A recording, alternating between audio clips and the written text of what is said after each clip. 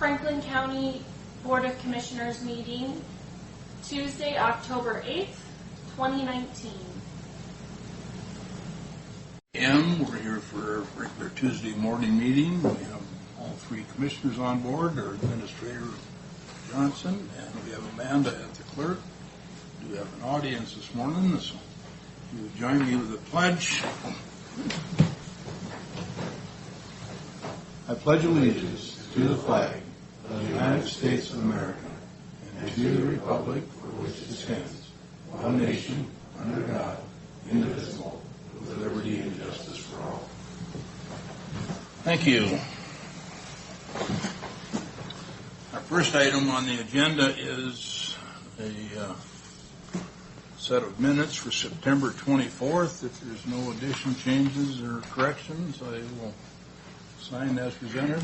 Well, just the pages got a little messed up here. The first page is on the back half of it. We just needed to get them. Yours are probably set straight, but in my book here, it's not laid out right. Oh, no, it is 1 to 4, 2 to 4, 3 to 4. So, yeah. okay. But they look good.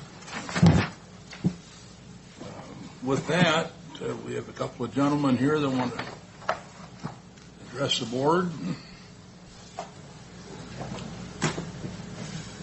Good morning. I'm Doug Conner. This is Earl Denton. We represent Region 4 of the Fiscal Drive Association. And we would like to present a certificate of appreciation to Commissioner Peck for his involvement in access to Juniper Dunes. Well, thank you. This is not to slight Commissioner Cook or former Commissioner I Miller. was just going to say, Commissioner Cook was working on this before I ever got here, and so was Commissioner Miller, so Yeah. I'm going to hand it to him, too. But you really want to, we had a meeting probably, 2013, 14, something like that. Yeah, we've been talking pretty regularly. Yeah, you've kept us up to date. Sure. Really appreciate it. So do a lot of other people. And trying to get a lot of use out there. It sure is. Well, thank you. Thank you. I appreciate it. It's the road to a destination. It is. It's my road to nowhere. Finally. Thank you, sir. Thank you.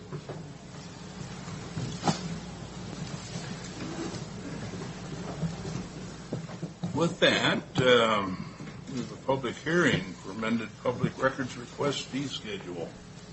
And I've got down here, Keith, you're going to bring it to us?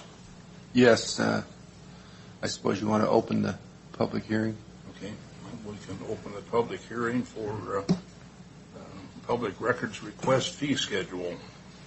Yes. Thank you, Amending. Chairman. This is fairly simple and I hope a straightforward matter. Periodically, we need to update our fees for what we charge people that are accessing certain public records to be not only compliant with the Public Records Act, but just to keep up with the costs. We've noticed that our last update was in 2009, so it's been a number of years since this was updated. We're issuing a lot more electronic records, and so we wanted to update the fee schedule to appropriately reflect some of the costs associated with that.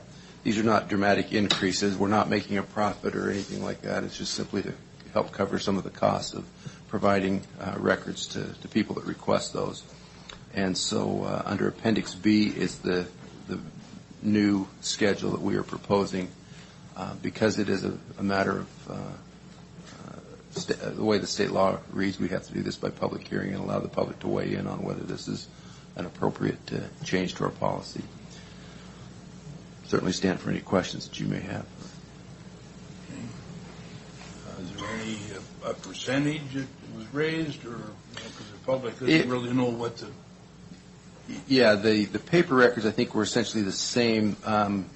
We have made it more consistent with the state's fee schedule for the electronic records. Okay. This is a public hearing. Do we have anybody that'd like to weigh in on the amending the public records fee schedule?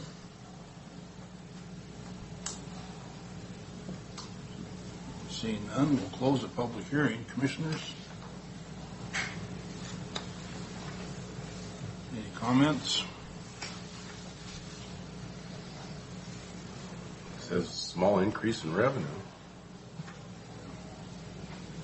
It Not that it increased much revenue, the amount of work it goes through, though. I don't see much reason to comment. The authority for the fees is only to recover our costs, of course. We're not permitted to profit on it. Correct. Nor do we by any means. I did have one question though, Keith. Looking at the fee schedule page, and I don't see a number, but it's this page right here. Mm-hmm. In the blue box at the top, it says fee schedule, if not otherwise set by department. I didn't see anything. That almost looks like maybe a carryover from previous practice. I didn't see anything in the language that I thought would give authority for a department within the county to set a different fee schedule. And if I'm reading that right, then I think that line probably is archaic and needs to go away. That's a good point. I don't know the Yeah, I answer think- to that. I think it's maybe just a carryover. Yeah. Like I said, I didn't see anything in the language that really gave another department authority outside of this schedule, and if it did, it would probably have to have a hearing and be approved separately. So I'm wondering if we want to just move this to the consent agenda for next week, or if we want to just approve it and with strike the that proviso language. we strike that line. I think it's appropriate to strike that line. Okay. Consensus? Strike that line and go ahead and make a motion. Mr. Chairman, happy to move for approval of Resolution 2019-303, not as presented, but with one change to the presented document, and that will be on the page, Franklin County Appendix B, fee schedule, and we would strike the language that follows. This is dash, if not otherwise set by department. And with that change, happy to move for approval. I second. Okay. Further discussion? All in favor? Aye. Aye. Thank you. Good catch. Thank you. With that, Carly, Franklin County holiday policy update. We're finding all kinds of stuff back in the old policies that Oh, this one, the existing policy is really kind of a strange one. Silly in a lot of ways.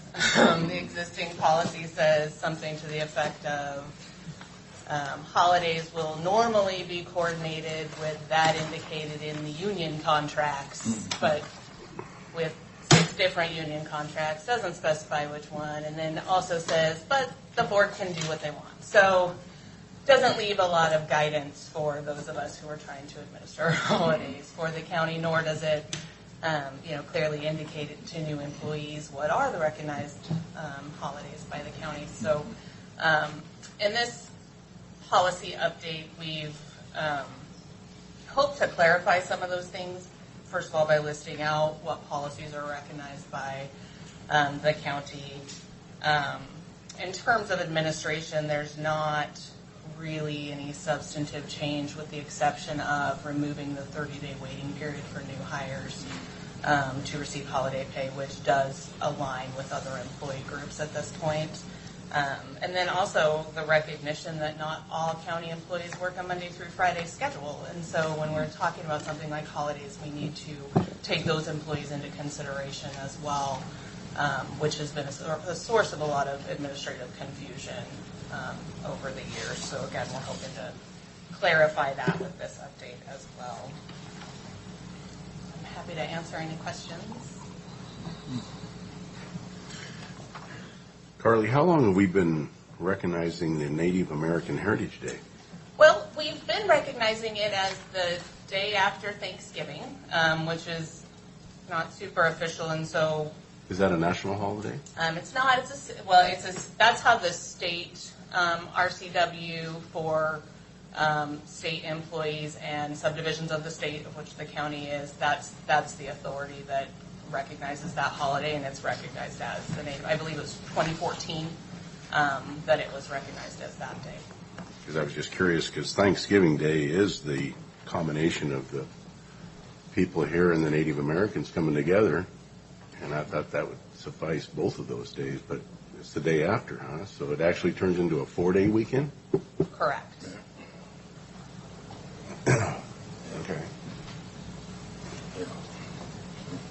Carly, the number of holidays that we have as part of the recognized holidays for our employees, how does that compare with the marketplace in other counties? Are we providing about the standard number?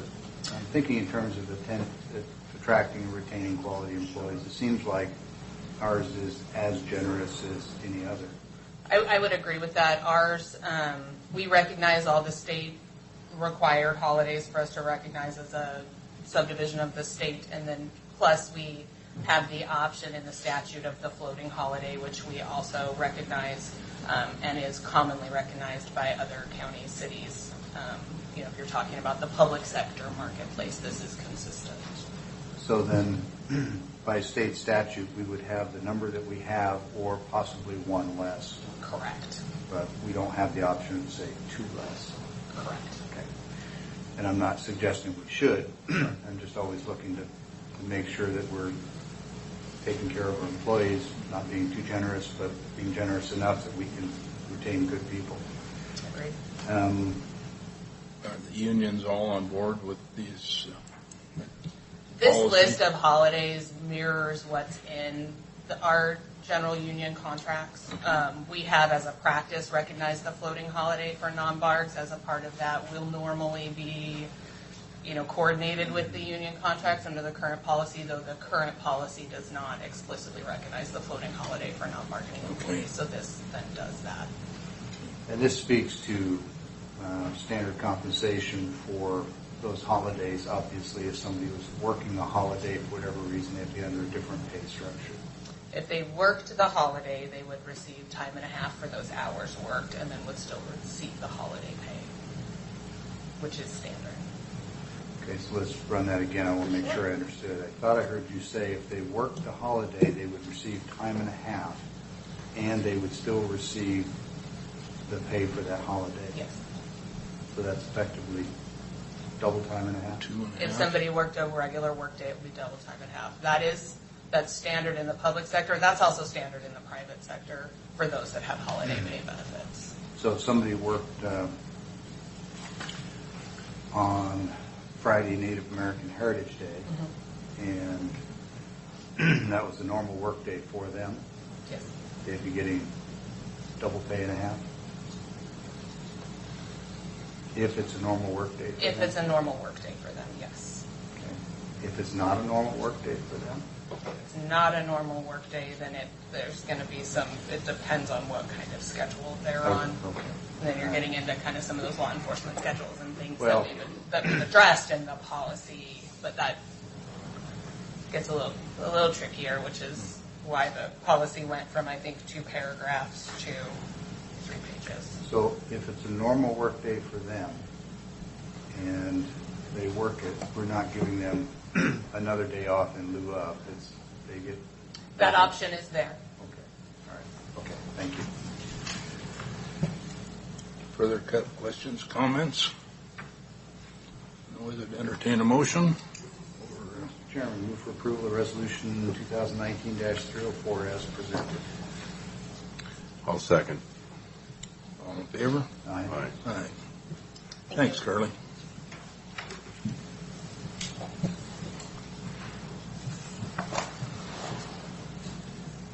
Now we have our auditor's office catch us up.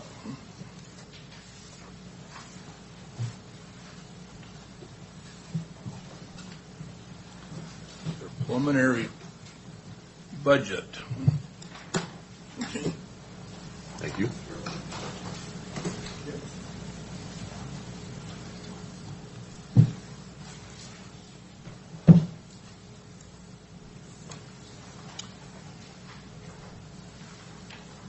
Thank you. Thanks, Tom.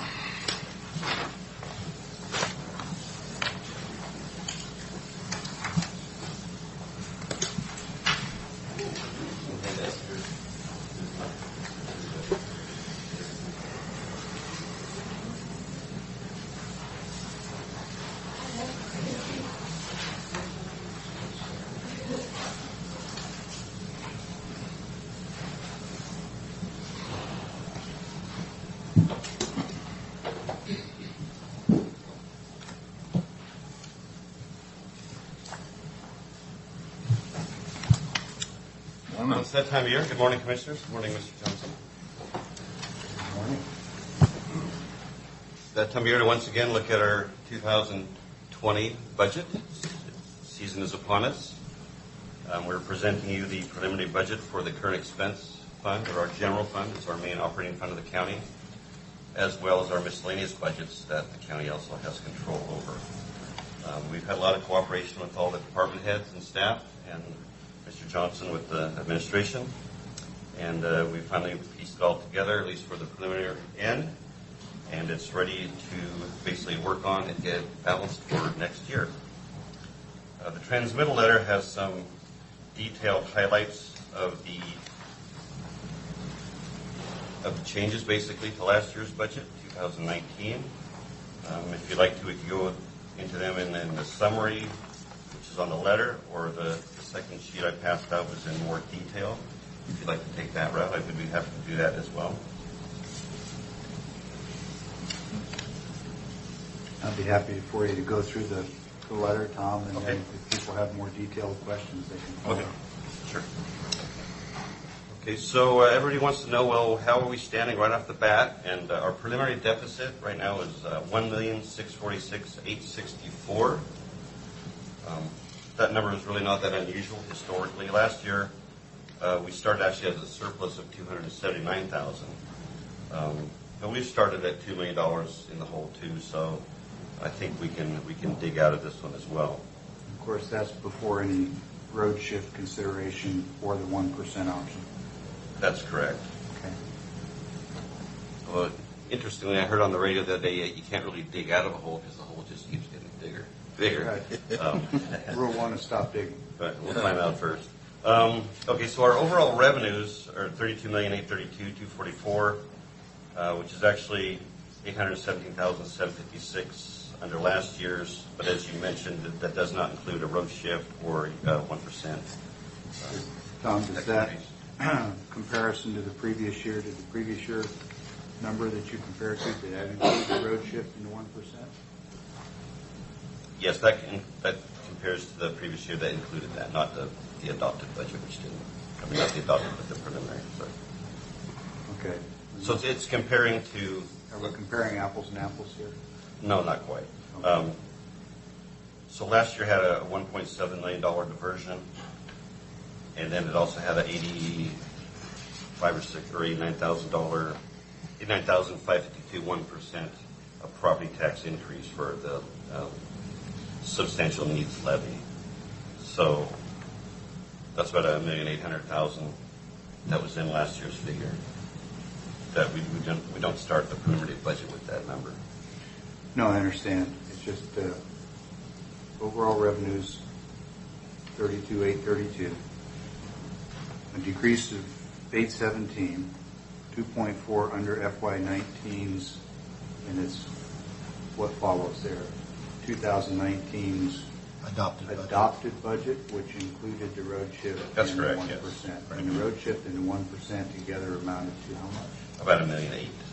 $1.8 million. So if we took that $1.8 million out of the adopted budget so that we can compare apples and apples to see where we are, what would that look like? About where you were last year, about 200,000. Yeah, it'd be $1.8 million compared to the 817, right? So it'd be, our revenues would be showing up as $1 million higher than previous year. Yeah. Okay. Well, I think according to that. I think that's important because, this suggests that we have a decrease in our revenues of 817, but if you make it apples and apples, we're actually up $1 million. Do I have that right? Yes. Okay. Thank you.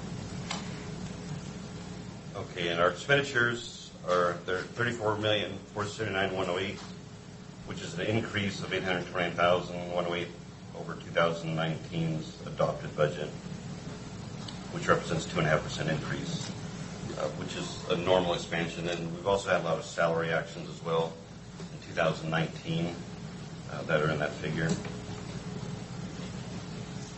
So if you look at the next bullet, salaries and benefits increased $385,949, or just 1.9%, 95%. But then again, this figure doesn't include the COLA either, which may or may not come about. So that's about a normal, every year we have normal step increases that are built into our salary schedules, and along with those come increased benefits, taxes on them. So that looks like a normal increase to me. As far as our salary and benefit contracts, in 2020, the courthouse, roads, appraisers, and the sheriff clerical all need to be resolved. And then, as far as requests from departments this year towards the budget, the total is $3,164,189.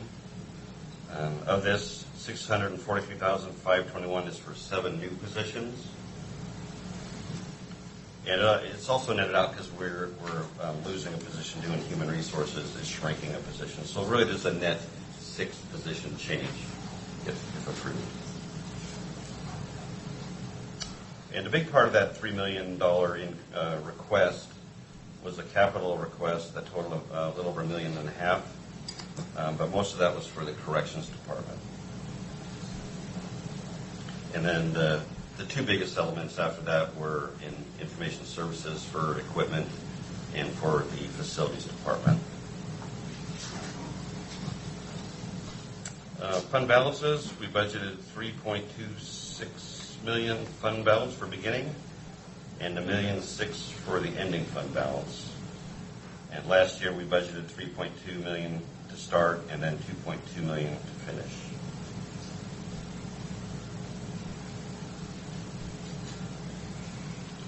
And again, it looks like we're budgeting for a deficit, which technically we are if everything came in exactly as budgeted. But historically, we've had salary savings from unfilled positions. Our revenues have trending just a little over budget, and we typically only spend like 96% or so of our expenditure budget. So there's kind of some built-in savings. We prefer to budget a balanced budget and have those savings go into like our reserve fund. But the reality of it is to get the budget balanced, we kind of had to make those sacrifices.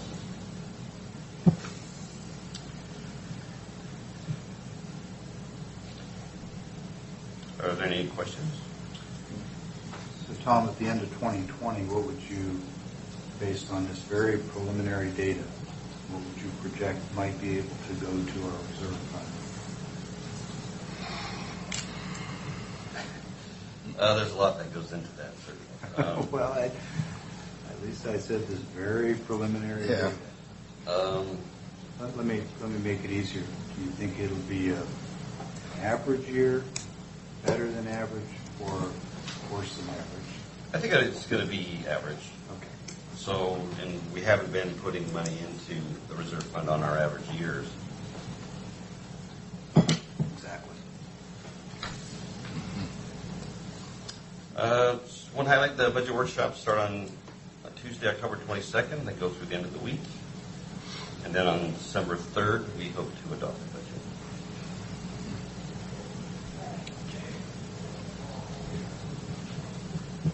Pretty aggressive.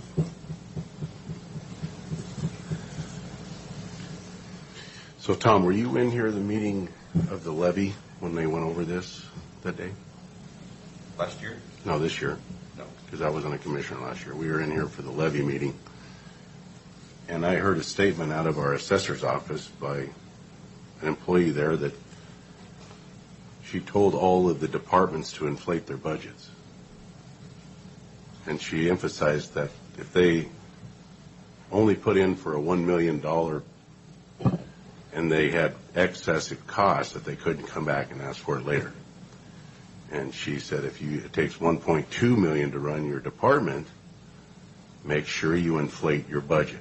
And she emphasized that. And then she made the statement that nobody's gone to jail for this. And I'm curious as to why we're telling our departments to inflate their budgets. Who's this? Pfeiffer. Yeah, I've never heard anything like that. It was in here in the levy meeting, and it shocked me. Especially their budget. They've always been praised for how they kept track of their budget and kept it low. Well, it baffled me that statement was made, and honestly, it sort of upset me because coming from the private sector as a farmer, we're out there tightening our budgets, trying to survive this windfall of low commodity prices. And I think as a county, we should be looking at all avenues to try to hold and maintain instead of increase, because it is tough out there right now. And I just wanted to bring that concern up because and I'm going to keep bringing it up because there already are some bankruptcies out there, and there's going to be more. Mark my words. Commissioner Cook, you were at that meeting as well, weren't you? I was. I was too. I don't recall anything along those lines. Not saying it wasn't said, just saying if it was, I didn't hear it. Did you hear anything? No, I didn't. Not in that context. Yeah. Okay.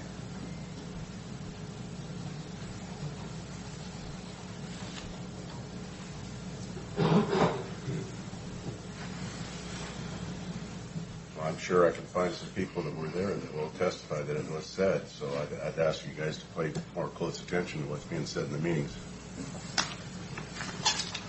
You have a history of being pretty attentive and pretty detail-oriented, as I I just don't know said. how you missed it then. Because she blatantly said it. She was sitting right there. I took notes on it. Can I ask for clarification? What was Piper, when she was sitting right next to you. Piper. And she said to inflate your budgets, all the department heads. With all due respect, I think we weren't talking about departments, we were talking about districts. And the districts are totally different than departments. What we also said was you can ask for whatever you want. We have to test against the statutory maximums and make sure that you're below or at that. You cannot go above. And that's what I recall. And we do not direct any district and how they request their budget, just as we would not direct you. So if that was what was heard, I don't believe that's what was said. And that's not what we wanted to convey in that meeting. And I don't think I hope not, because it really disturbed me. I don't think that's what was conveyed in that meeting. Keith, you were there. I don't want to misstate anything either. So I did not hear in the same context what you said you heard, and I don't want to dispute that. As a matter of practice, we go through every department's budget pretty carefully, and it's up to the commissioners to make a final determination, of course. There is no reason that a department, if they came toward the end of the year and had unusual expenditures, could not come to the commissioners and ask for an adjustment to their budget. That happens rarely, but it does happen occasionally. In government, there is a natural tendency to a use it or lose it mentality, and we have to guard against that. And that's part of my job and ultimately the commissioner's responsibility to make sure that doesn't happen. But we are trying to manage to the realities of the market or the circumstances that may come up during the year. We can't foresee every contingency that may occur in the future. We try to do the best we can when we budget. That's the purpose of the public budget hearing, to allow those questions to be asked. But at the end of the day, we, I think, have done a pretty credible job of making sure that departments are not attempting to inflate their budget as a result of not being able to come back and ask for a change later. We have always allowed that. Tom, Tim, you got anything more for A us? couple more items to note. Behind you sit your attachment binders that we received from the departments. We've compiled and put them in hopefully a readable order. Thank you, Maisie, so much for that. It's the read-ahead materials, obviously. You've got a couple of weeks to look through those. We've got a few preliminary budgets on the chair in the back of the room, and we're going to put it on our website in just a few minutes. On the auditor's office accounting portion of the county website.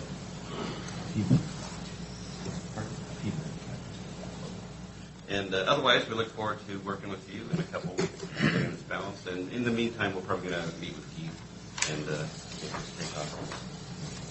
Okay. Anything? Thanks, gentlemen.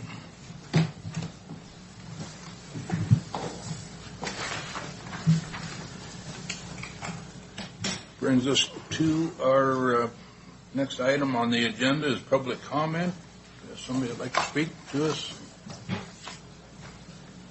Greetings, fellow commissioners. I rise because I believe an act of political courage and civility is needed, and I think that now's the time to give it.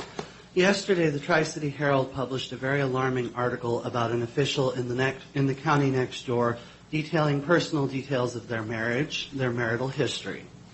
And that is a deeply disturbing thing. What is even more disturbing is that a Richland City Council candidate was named in this article as having something to do with some of these marital problems. No proof was given. This person was named and effectively shamed. And this is a concern. And the reason why this is a concern is because in addition to the Tri-City Herald perpetrating an unethical behavior and unprofessional behavior, it also now raises the question about each and every one of you sitting at this dais, the county officials sitting behind me, and anyone who is even remotely involved in civic life or politics. Does this mean that the Tri-City Herald is going to publish any form of unsubstantiated rumor they can get their hands on?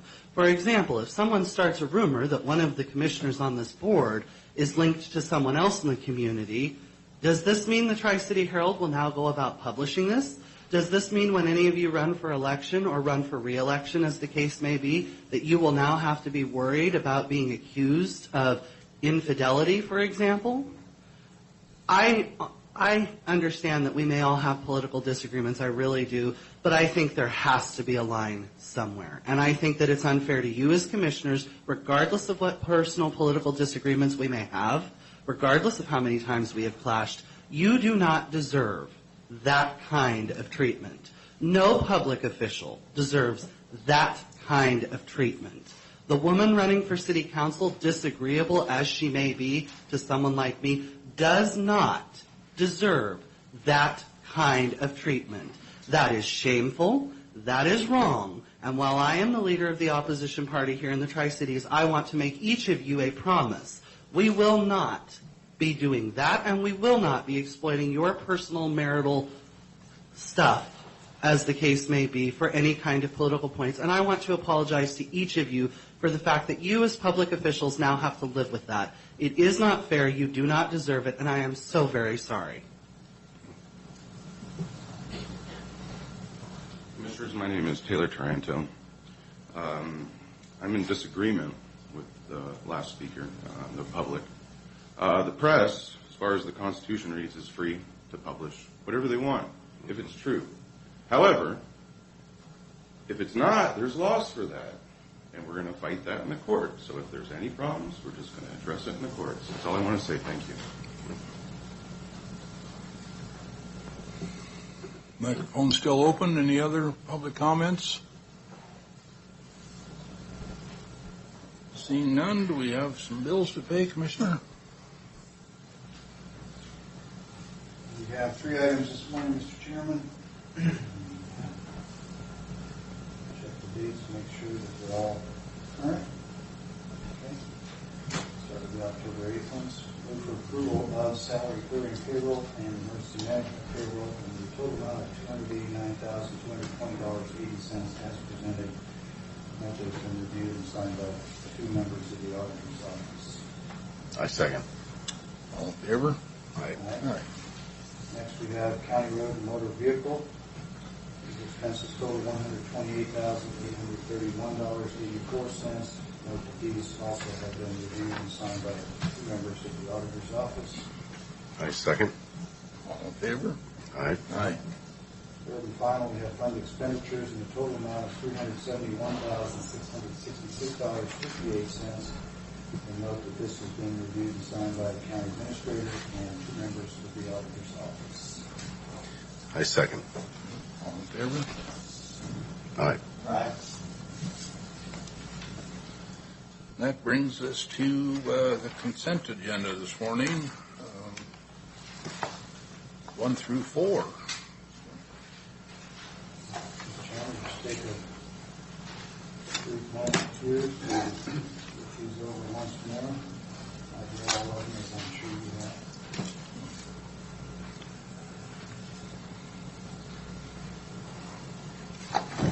Mr. Chair, I move for approval of the consent agenda, and I'd like some discussion on item 3, please. I second with discussion on 1 and 3. Discussion? Mr. Chairman, happy to propose it, Commissioner Didier. Matt, because you're on this with the Department of Ecology, correct? Yes. On these collection sites, is this just for oil, or is this for all of the paper, glass, recyclable stuff? The first one that you're looking at, item number 1, is for really all Recyclable stuff. all of the Collection trash really in Franklin County, which includes even the collection with BDI Yep. and all of that. Okay. So yes. So I've been in contact and discussion with some of my neighbors out there, and if glass is put into those recycle bins, everything is taken to the landfill. Is this correct? That is correct. Yeah, there's no.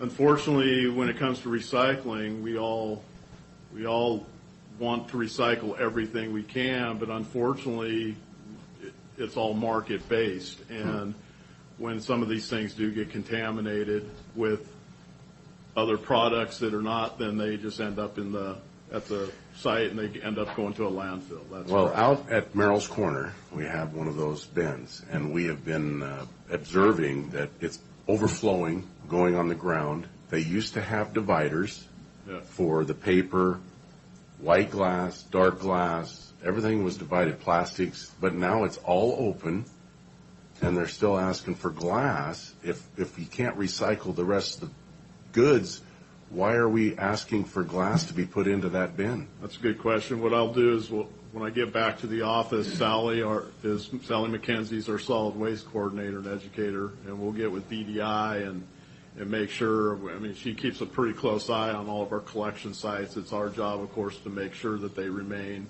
in order and clean, but also BDI's job to make sure we have the right receptacles out there, and of course, then collecting everything that's in those on a. And my mother was complaining because it was overflowing onto Yeah. the ground, and That's unacceptable. Yeah. and so they might need to up their retrieval and placement maybe Absolutely. twice a week instead of just once, or whatever they're doing, double it up, because we got people participating. Yeah. And I guess we need to do an educational process on glass and keep it out of there so that we can recycle the rest of the goods in those bins, because it's all going to the landfill. Yeah, and I'll double check on the glass products, and I'll let you know what's going on with those. Like I said, the markets change, and when you see those collection bins, they are very specific, typically on what can go in each one. And when you do cross-contaminate, unfortunately, The dividers are all pulled now. yeah. I So noticed one. I'll check on that and see why that's the case. Okay. Matt, is there a regular BDI program to pick up those dumpsters? Or Yeah, we actually Sally contract. have to call? We contract with, we have receptacles are provided. We pay for those on a monthly basis for all the receptacles at all of the recycle centers throughout Franklin County. Okay. And so we'll be in direct contact with BDI. Anybody knows anything about BDI? There's different sides of BDI now. Right. And so. But we'll- Sally calls and asks for a dump. Is that what? No, it's supposed to be on a schedule. They're Okay. supposed to be coming in Okay. and dumping But those on a I set know schedule. Connell's got the same problem. There's 2 sites up there, and there's stuff all over the yard that Yeah, well, spills up. And The only thing I can think of, is, some of the sites definitely get more activity than others, and they may not collect them weekly. So we'll check into that and that site specific to understand exactly when they're doing their collections and talk to them about upping their collection if necessary. yeah. Thank you, Matt. All right, thank you.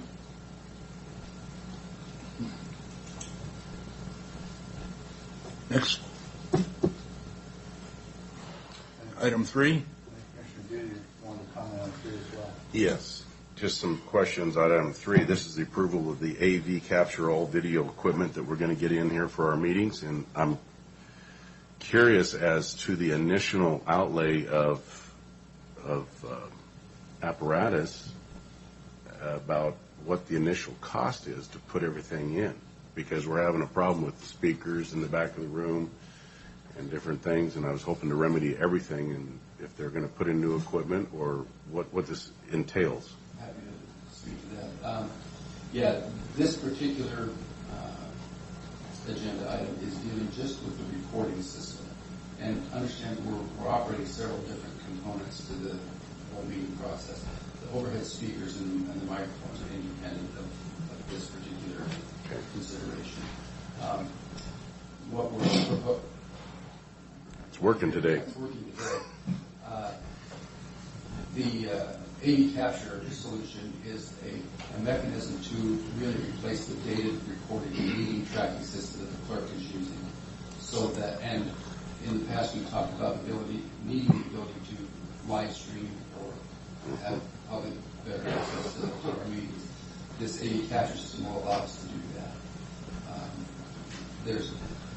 We're essentially buying software is what the bulk of this subscription is, and it allows us to record those meetings and broadcast them in real time, and then makes the minutes a lot easier to keep for the clerk, so that those can be done a lot more efficiently. It's not going to inherently fix our overhead microphone system. We've had sound people who are fixing that and fine-tuning it, trying to make sure that that's going to continue to work. If it comes to the point where we need to replace our overhead system, we'll take a look at that. But this is really independent of that. And really the only equipment that we'll be adding is an additional camera in this room that our IT staff will install and install the wiring for that. That comes with this program? Yes. Okay. Well, we're not acquiring an additional camera with this bid, but We'll pay for the camera? Yeah, the camera's not. What does that typically run for that camera? Not too terribly bad, is it? No, it'd be probably less than $1,000. I'm not sure exactly what. Will it be like what I've witnessed, this being used in other counties? It'll actually move to the speaker at the mic and move back to the commissioner, so it'll have movement? It'll be very similar to what we've seen in other counties. That's where we kind of got the idea for using this particular solution. There's a number of counties that are using their commission meetings now, and favorable reviews and a demonstration of it.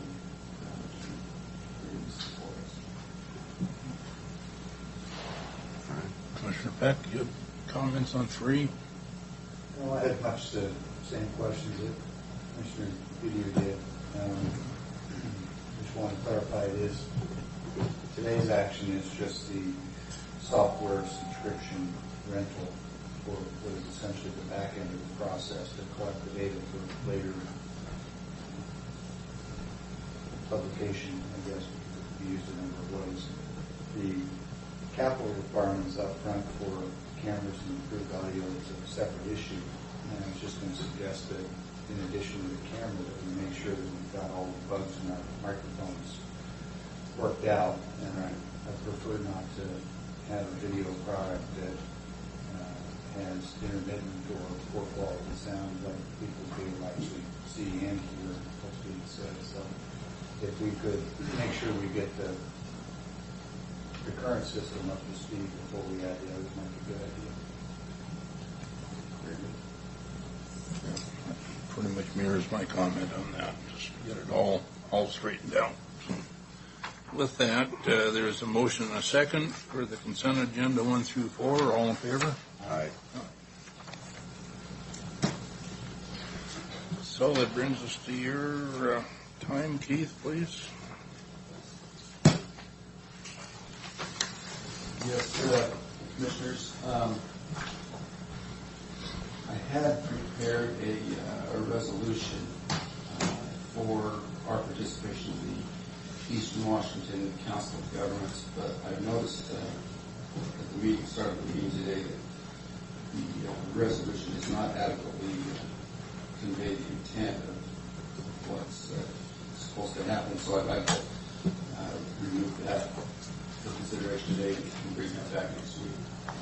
It's really a typo in the resolution itself, rather than trying to redraft the language in the meeting chair. Time is not of the essence to ask that next week. two things. I think we made the same observation independent of one another. I was going to make the same recommendation for the same reason. So, Yeah, that resolution refers to the Columbia Working Group Responsible Stewardship, which I'm sure is a worthy cause, but not what we want to intend to consider today. I believe all of you have received a copy of the recent state auditor's report for the county's financial statement audit. I've asked County Auditor Matt Wheaton, some of his staff to be here today. You've all received a copy of this. Commissioner Cook and I were in the exit meeting with the state auditor's office. I see that they're representing the report today. We want to make sure that this is a matter of public record discussion. I'll answer any questions the board may have relative to that audit. So, Mr. Beaton, I'll invite you to open your comments and go from here. Perfect. Yeah, I just have a couple comments. And one is, first of all, thank you for having us here today, the auditor's office. You know, last year, Franklin County spent an estimated $90,000 on independent Washington State auditor services. And in the 9 years since I've been here, that amounts to about $800,000. And I hope we can let this discussion be the first of a permanent practice of covering these, important and expensive services in the public. I mean, sometimes people get a little concerned, and in this case, there was concern raised on the 2 management letters. And I think it's great. I think we have these discussions, and we address them, and we get past them. The public can only benefit, from this transparent and accountable process, and I appreciate you guys setting this in motion. I have in front of you here, I'll pass these along. We compiled since 2011 all of the findings and management letters, as well as the 3 special investigations conducted for the fraud. The one, obviously, the Public Works, the Clerk LFO, and the time card report from the Commissioner's Office. And so, I hope whatever questions you have, I hope we can answer them and let the public hear what they need to hear about what they're paying so much money for. Because I don't know about you guys, it seems it's expensive, but it's thorough, it's direct. And as you saw in the one management letter for financial statements, it was enough that Commissioner Didier contacted me last week with concern and wanted to know about it. And when you read those management letters, it's pretty hard-hitting language. And I appreciated Keith contacting me after that and setting this meeting up.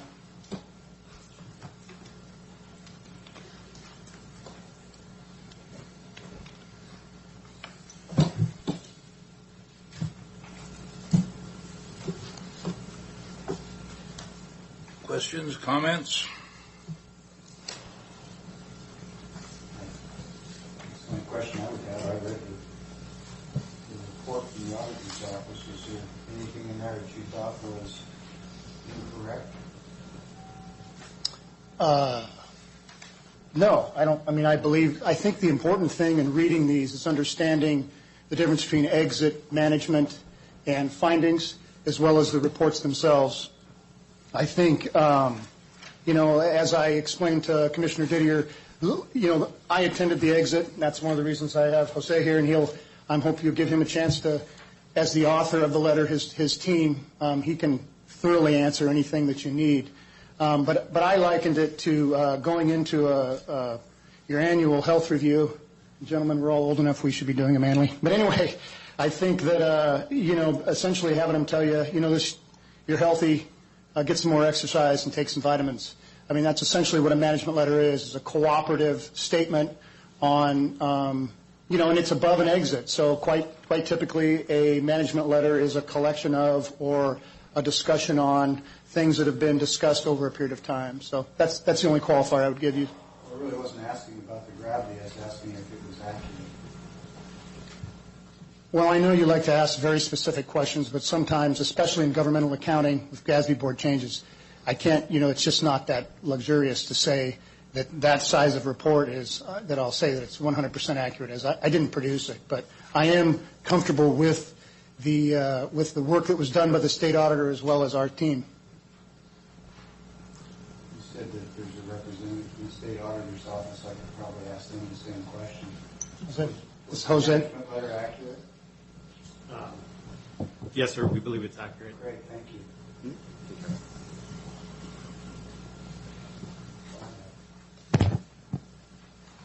Well, Matt, I brought this because the first one I received, newly in the office, and I was concerned about a couple of these, the letters, the management letters, of course, with the Public Works Department, and that it was brought out in the further explanation here that in the Public Works office that I highlighted it here, that, and I'll read it to you, or Matt, maybe you'd want to.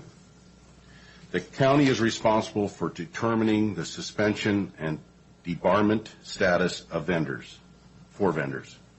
The county's controls were not effective to ensure it compiled with federal suspension and debarment requirements for all contracts of $25,000 or more.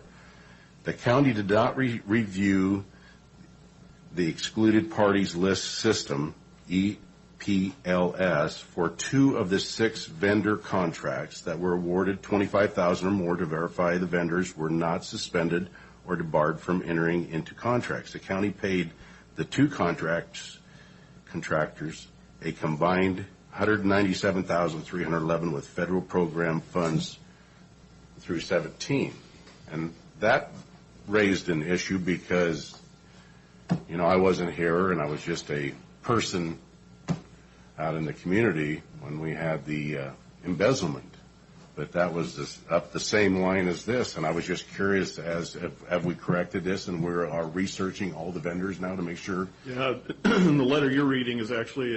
That was from 17. Yeah, we received that, and that was definitely an oversight on our part. We did everything right from a state standpoint. Okay. That was, of course, during the flooding event, and the minute FEMA came in, all of a sudden it reached a federal level, and we did not go back and check the suspension or debarment list for these contractors. We did everything appropriate for the state, but we didn't go and check the federal list. And of course, we did go and do that when it was brought to our attention. None of them were suspended or debarred. This is typically something we do. We know to do this. We do this on all of our federal aid projects. This was one of those situations where we followed all of the state guidelines. And then when FEMA came in, we just failed to go back. All of a sudden, it raised the level of a federal reimbursement project, and we just didn't do it for those 2, which were the 2 contractors that were doing the major repairs that were going on out in the county. Okay. So yes, and we've changed our process to where we're going to do it. We're going to do these federal checks, whether there's state money, federal money, or local money. We're just going to do it all so that we're covered at all steps. So, Thank you. And I just want to apologize for last week's meeting with my demeanor and tone on the closure of Glade Road. You and I met out there, and in the discussion, we were out there for an hour talking at the road. You made it clear to me that there's a couple hurdles that we need to clear here in order to make this more time effective for you to repair these. Number one is... This is time for that. This is a... Oh, auditors. Yeah, we'll do it later. Excuse me, yep, this is the auditors. Okay, yeah, I'll bring that up later. Yeah, that's a separate... Good call, Commissioner. Chairman. And Matt, I already talked to you about yours, and it sounds like that everything in here is legit. Now, along this line of, you gave us this list here of all of these audits that we have seen over the years. Is this the proper time to bring up any of those, Chairman, that he's listed out here? Because there's one here that stands out when I was running for election, and this was going on, and that was that fraud special investigation, and we got the findings on that, but never discussed it. And I was curious as if we could do that at this time. Yeah, that's up to you if you have questions. I didn't really necessarily prepare directly for that, and I guess in in the audit world and in accounting, it was actually just a letter. So that, a finding is a different level. And that was a fairly public process. There was a lot of stuff written on it. There's a lot of stuff going on in the courthouse, involved a lot of electeds. And then in January of this year, that fraud investigation, quote, letter came out that added some kind of independence to that process. And,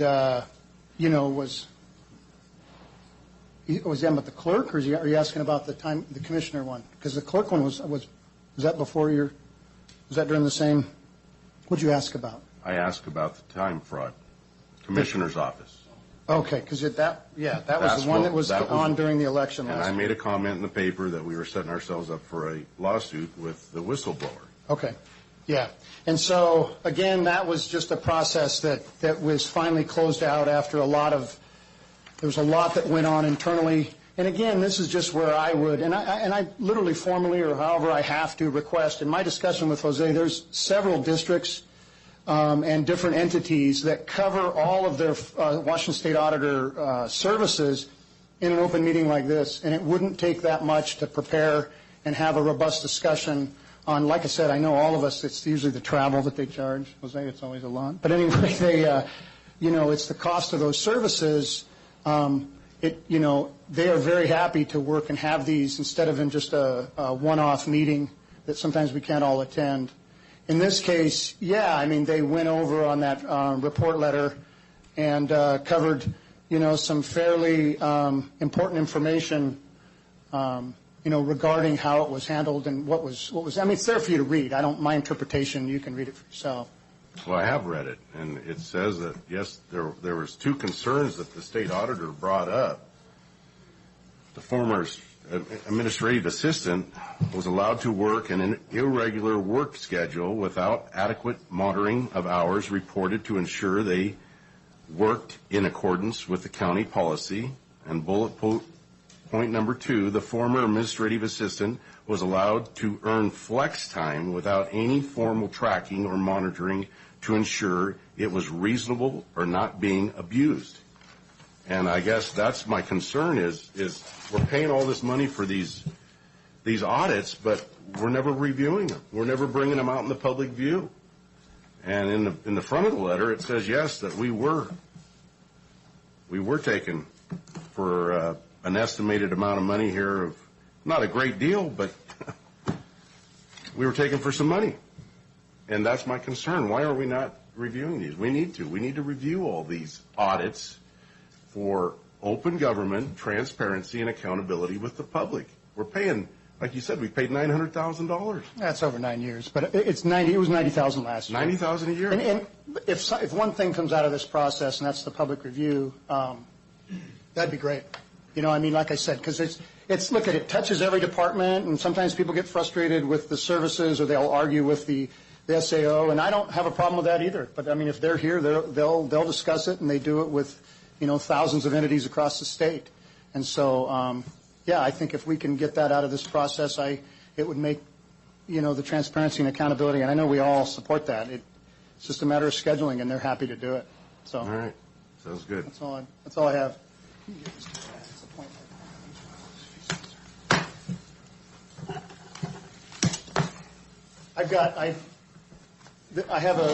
Tom did put together a point-by-point on the auditor's letter on each one of those bullet points and kind of some behind the scenes. So if any of you have specific concerns or anybody in the audience has a specific concern, we do have an explanation for each one of those bullet points.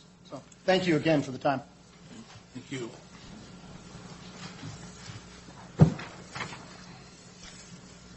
Keith? Chairman, yes.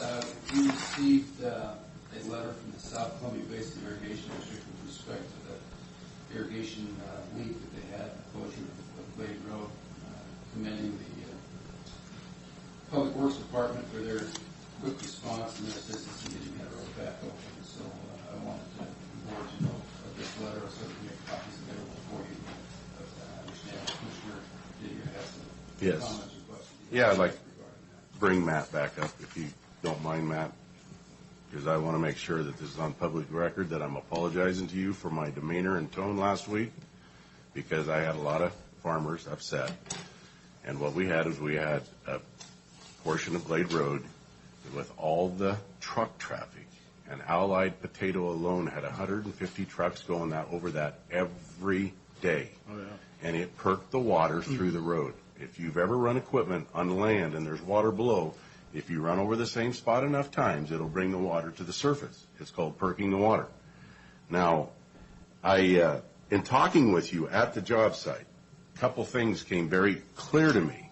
Number one, 60 years plus we've had this irrigation district in Franklin County, and we don't have an ILA in place. And an ILA is an interlocal agreement with the South Columbia Basin Irrigation District. Now, you and I talked out there. You're working on it today, but I'm just wondering, how is this not in place over 60 years? That's a great question. I do know that we do have the county, Franklin County, has an agreement with the federal government through the Department of Interior, which determines what our roles are as we work together within the Columbia Basin Project. But you are correct. I did tell you that we don't have a current interlocal agreement which allows us to share services, share equipment, and that is something definitely we need to get in place. And it also, if I may add, Yep. It authorizes you to fix something this minute in a timely manner. Well, we still would have to be invited to do so. So in this case, if they would have asked us to do it without an interlocal agreement in place, we wouldn't have been able to do that. Right. In emergency situations, we do have some authority, but that's really a question of the board as opposed to a question of me on what designates, say, a countywide emergency. But even with an interlocal agreement, we do have ongoing interlocal agreements with Benton County, Adams County, Grant County, some of those counties around us, and we're working on updating those and bringing those into this decade. But still, we have to be invited to go in and do the work on somebody else's facilities. But it would have been definitely easier for us to do that if that was in place. So the other thing that we discussed out there was the fact that there is no comprehensive procurement, and that's why I brought up the procurement in this audit, is because we were caught in 17 not authorizing for the federal grant money.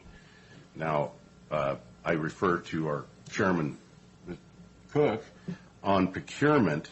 What other counties are working with their road departments for an emergency of, let's just say, a threshold of $50,000 that we give them, that they can have access to those funds in their budget without our authorization from Keith or from you or from the board, and that in Crab, is this something that other counties are doing? Not to my knowledge.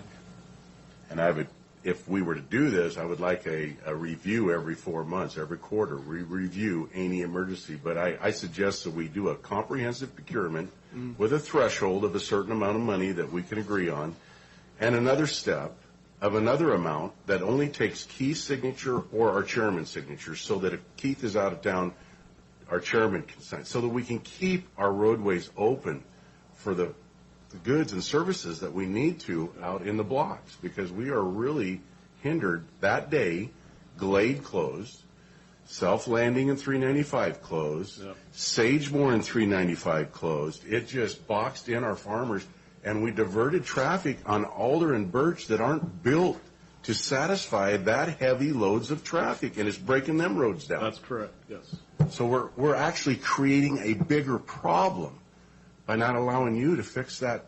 And when they got in there and worked on it, C&E, I know they put in a whole nother pipe, and they finished it in a day and a half. Yeah. So if we would have just fixed the patch, we could have had it done Friday, almost, and opened it back up on Saturday. Yeah. This is what I'm trying to do, is just show some urgency to our constituents up north that we are doing everything we can to keep these lanes of traffic open for them to get their goods and products to market. I do want to mention that I have been working on what I call a comprehensive procurement policy, and I mean comprehensive in that it encompasses not just procurement for the county, but also contracting and how all of that should work in accordance with the state statutes and the federal guidelines through the CFRs. and I hope to be able to get out a draft for review by the county administrator and department heads, and of course our legal staff here fairly soon.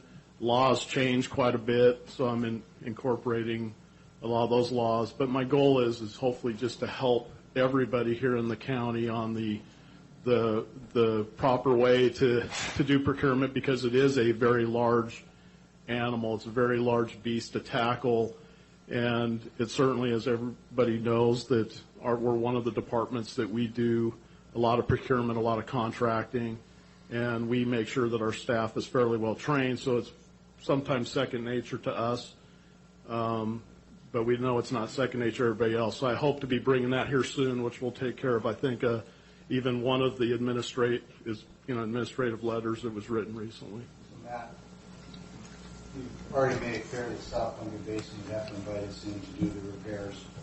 Some agencies want to do them themselves. It's their fight, it's their responsibility, it's their liability. What part of our process in this most recent event delayed the repair of that road? Because it sounds like it's being suggested by my fellow commissioner that our process delayed the repair of that road. I'm not real clear on what part of the process delayed that. Even if we had an interlocal, they still would have to invite us in. They still would have the right to fix it themselves as they chose to do. I think the difference would have been, I think if we had an ILA, we would at least ask the question. We would have been in a place where we would say, we have an interlocal in place. We have called them up and said, ask us to do this? Yeah. Okay. Yeah, offer at least. We would have offered at least. It would have allowed us the opportunity to offer. But then after that, it's speculation. What I'm trying to do is distill a lot of discussion down and keep the focus on what wasn't perfect and how do we fix that. Yeah. You've already described that, so thank you. Yeah. Thank you, Matt. Thanks, Thank Matt. you. Okay. I think we're still on Mr. Well, on the subject of the roadway, Go ahead. Commissioners, Taylor Trent again. Mr. Commissioner Didier. Was this the road that we were talking about earlier in the fall to the winter time frame when we were talking about the farmers were complaining how slick it was? Is this the same road?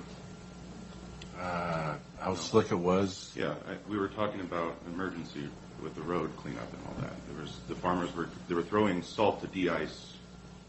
Well, that was probably all the roads. Yeah. Okay.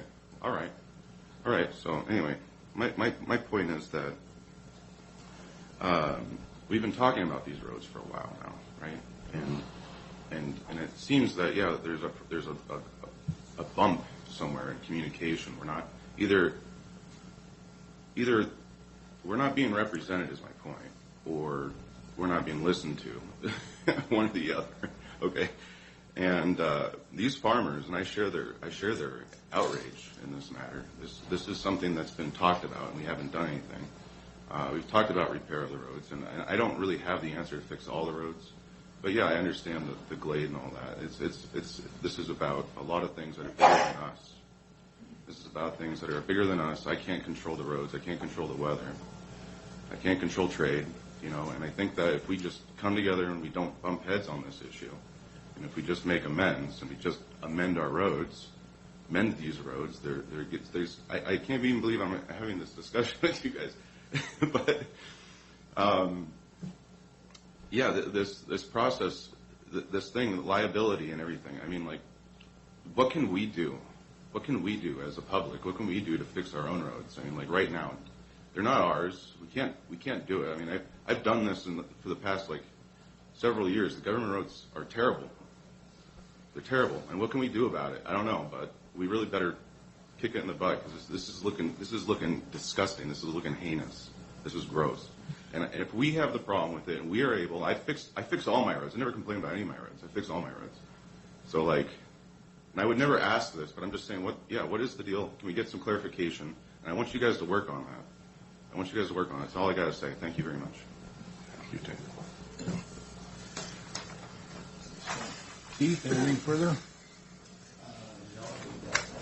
Okay. one more spot for public comment. Anybody? Yes, Jeffrey?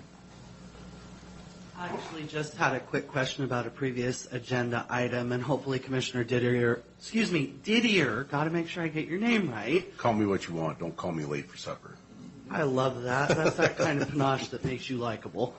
So just a quick question. So with the camera thing you were talking about, number one, does this mean that you're going to start filming the meetings now? And number two, if you do film the meetings, what are you going to do with the footage? Like, are you going to release it on the website? Are you going to have a YouTube channel? Did you make an agreement with a cable subsidiary or something? We defer to Keith. He's got this all. Sorry, you brought it up.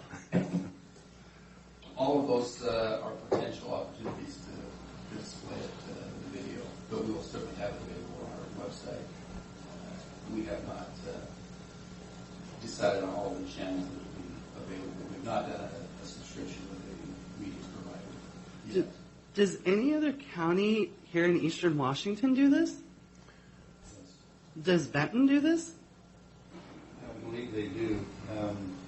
The recording does, of course, become a public record, but it doesn't become the official minutes of the meeting. Those have to be, by statute, still in writing.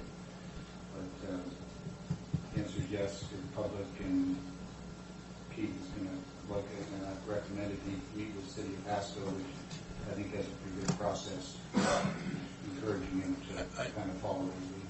I think you can go on to like Jefferson County, Island County, Island View, and bring up their county website, and you'll see the streaming as what we are being tying into. So it'll be streamed on our website. But what was unique to this was it was brought to my attention and demonstrated in front of me. It's user-friendly for the public, so they can go to the meeting, they go to the topics, they can punch on the topic. It takes them right to that point of the meeting, and they can hear that discussion. And Like a paper outline, or like when like you're this clicking agenda on an outline, academic thing? the agenda outline, you want to hear what was said about the budget, you go to that, and you can hear the discussion on that. It simplifies it to the point you listen to what you want to listen to, and you don't have to listen to the whole meeting. First an outbreak of civility, and then an outbreak of, transparency. God help me, you're trying to kill me. It's a roller coaster. I'm proud of y'all today. Mike is still open? Your question was in Eastern Washington County. I should double check. I think Spokane does, so you want to check their site. Anything further? Good morning, gentlemen. Thanks for the opportunity. I wanted to share with you guys something that happened to me recently, and it was very, very strange for me, and so that was why I wanted to share it with you guys. I work with government agencies, whether it's county, city, or state, virtually every single day, sometimes multiple times a day. And it's part of what I do. And I had a really strange interaction recently, and it was with Josie's office. And as I was talking to Josie, I said, Josie, this is strange, this interaction. And she said, why? And I said, there's no government office that has ever treated me the way your office has. Every single time I walk away from Josie's office, the interaction, I am more impressed than I was the time before. And her office, on purpose, serves the public. And it's really, really, really unique, because I do it every single day, over and over, whether it's state, local. I mean, all the different, I get to see a lot of views, and it was a spectacular interaction with her specifically. But I asked her, I said, Josie, why is that? And she said, because I work for you. And it was really interesting. It was really unique. And I wanted you guys to know that. So I asked her, I said, I thanked her, and I said, Josie, I need to go a step above that. I said, who can I tell? So she recommended that I talk to you after I asked her multiple times, because she's very humble. And so you guys need to know that Josie is doing a spectacular job. Every interaction that I have ever had with her office I come away even more impressed than I was expecting. So you guys need to know that. Thank you. Thank you. Hopefully she's listening.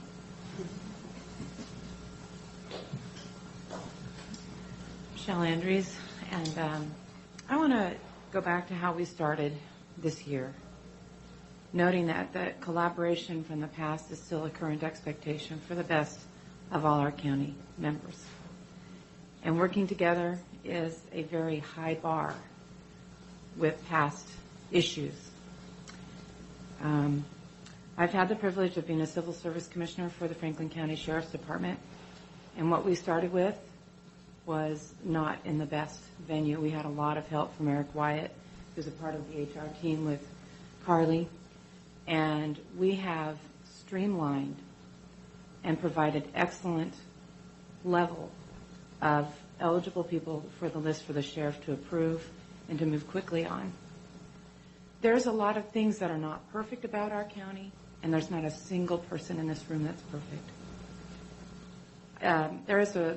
There's a quote from Roosevelt about the man in the arena, and I would ask you all to read that, because it's not about being foolproof. It's about working together for the best of this county and bringing people together. I appreciate Taylor's frustration. There are so many layers of government that we have to deal with now that aren't just our own. And it takes a level of integrity to move past some of the things that bother us the most and work together. I thank you for your service. I appreciate and love this county. I always have. Thank you. Michelle?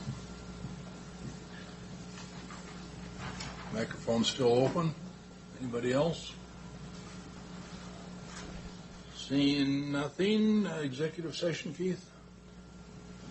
Defer to Sean. Do we need Sean, do you need an executive session today? I don't think so. Okay.